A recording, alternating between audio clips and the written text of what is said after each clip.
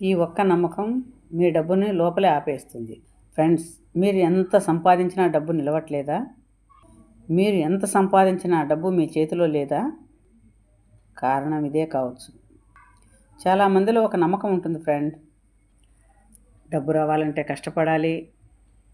ఈ నమ్మకమే డబ్బును మీ నుండి దూరం చేయడానికి బలమైన కారణం కావచ్చు.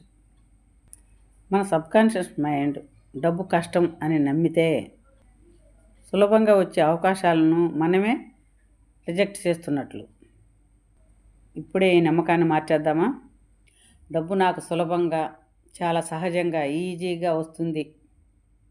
ఈ ఒక్క మార్పే మీలో డబ్బుని ఫ్లో అయ్యేటట్లు చేస్తుంది.